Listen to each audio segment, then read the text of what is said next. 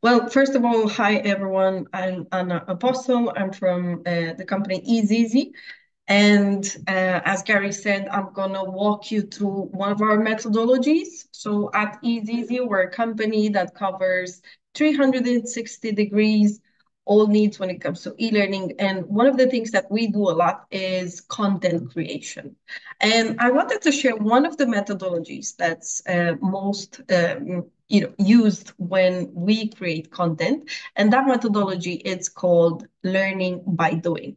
Of course, everything that Rebecca shared, I'm gonna, how to say, I'm going to approve all of that and thank her a lot for sharing it. But on top of that, we'd like to share this type of methodology where we think we're able to generate habits as well. So we follow a few steps. Uh, First one would be to raise awareness. So in the beginning of the course, we like to talk a little bit about what's the objective, what should you be able to do better by the end of this course. We move on to discover as a next step, and over here we talk about different scenarios. But then let's say that we empower that with actual examples, and we like to use based on the audience that that we are sharing our content with.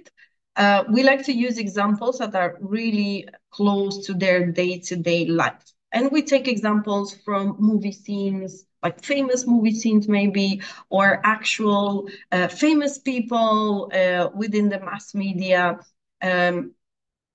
This is really example. This is really important. Even when you create content in different languages, make sure that those examples are going to be fit culturally to the language and the country that you're creating the content for. So we like to call that like localization rather than translation.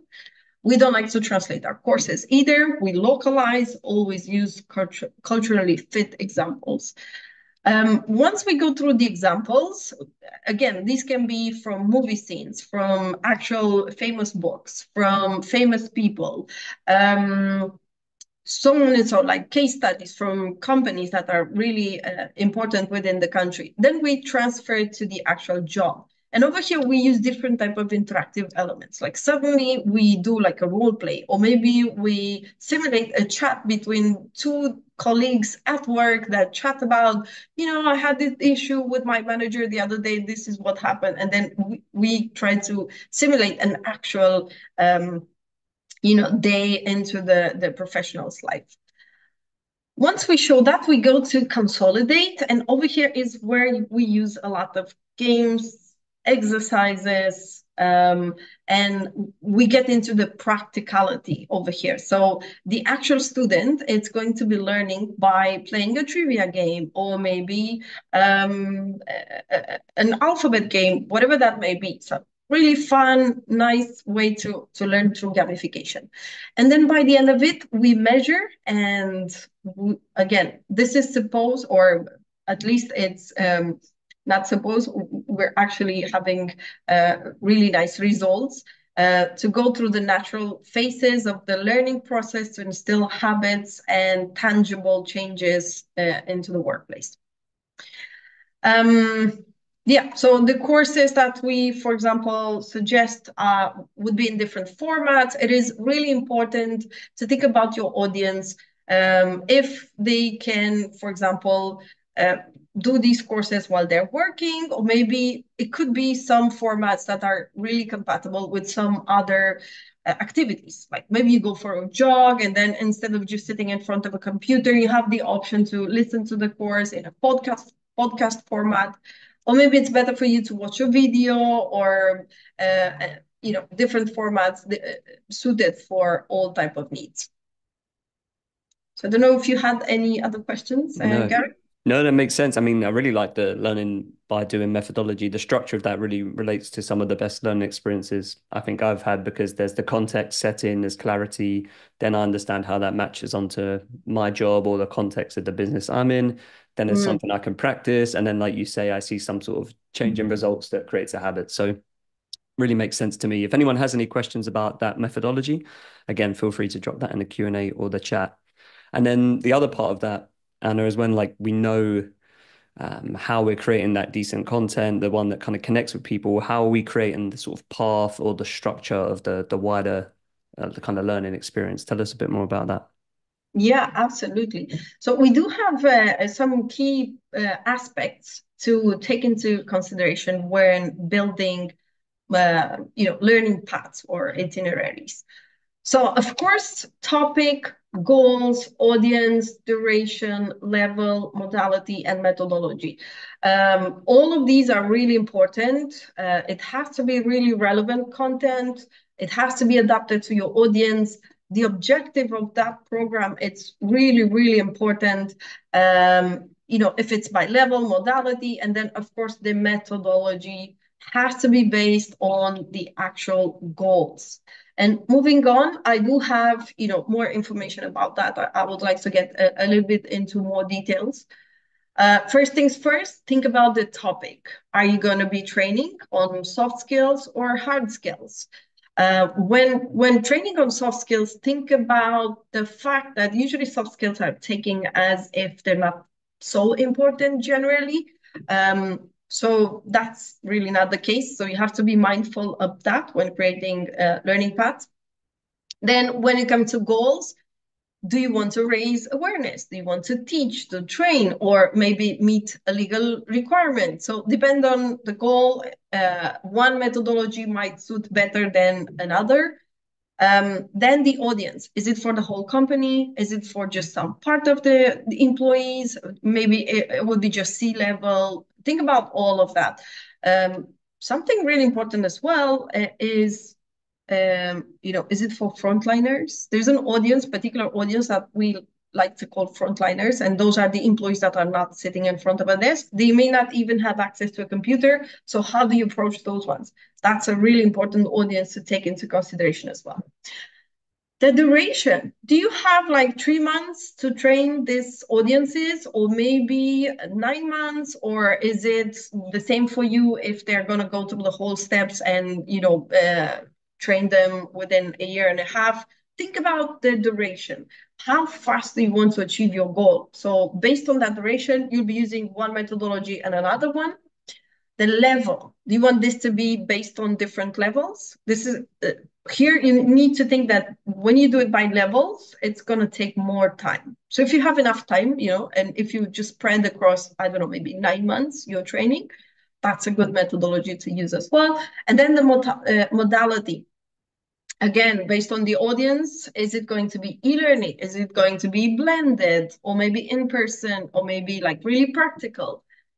The methodologies that we are suggesting, there's mainly 4 of them. So modular, sequential, bi-level, or spiral.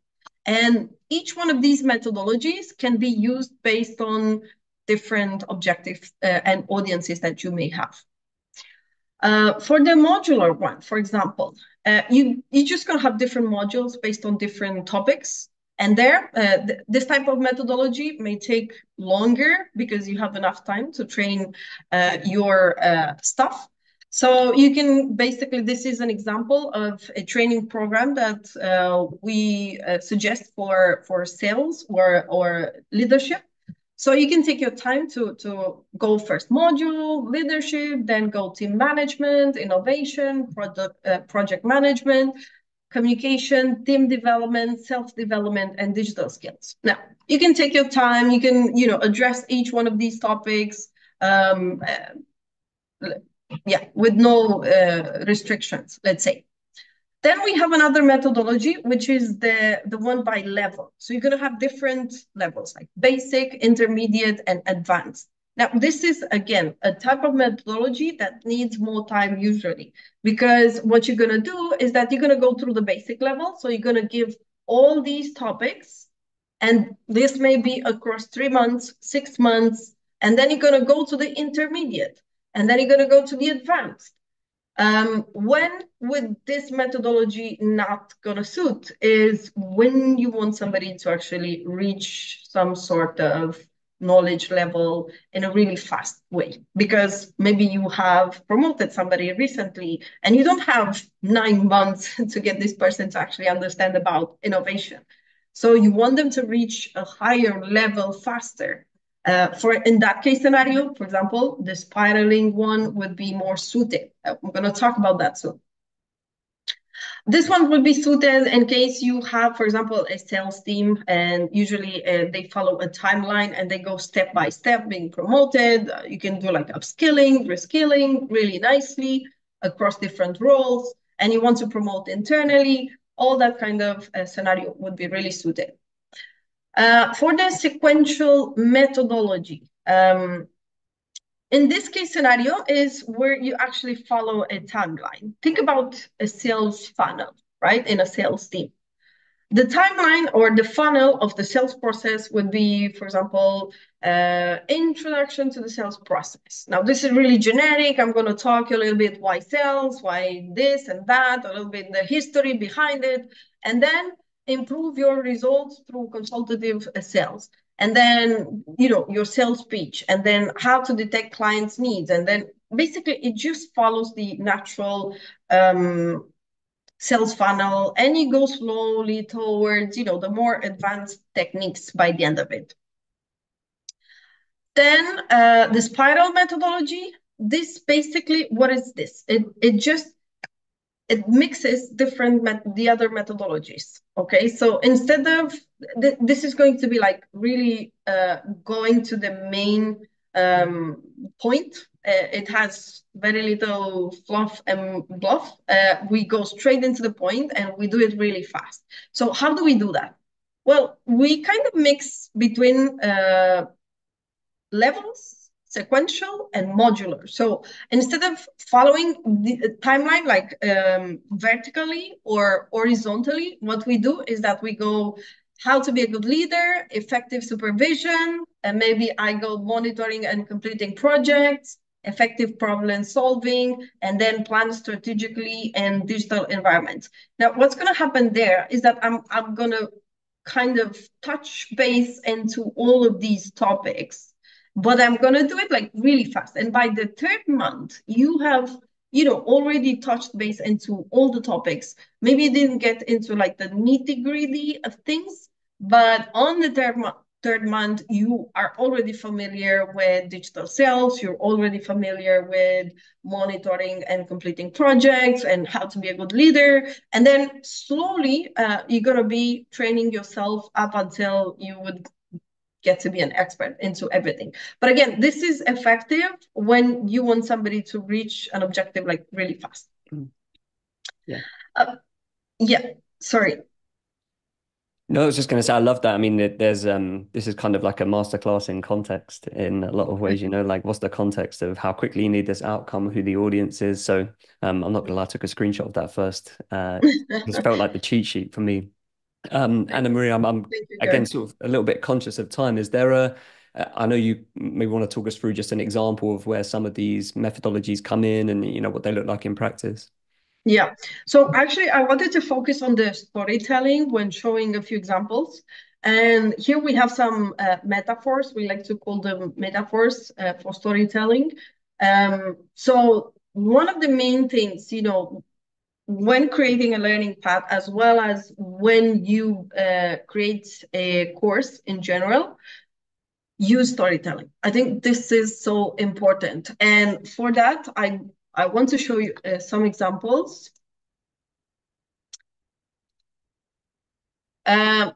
Basically, what we do with storytelling is that we give you a course as if we were taking you to a visit to a museum, for example. And from there, we start different steps. Or maybe it's like a video game, or maybe it's a trip or detective where you try to find something, and become like really investigative. Or a magazine, or completing a puzzle. These are a few examples that we have, and I'm going to show you over here. So this one, it's going to be for the detective. Yeah.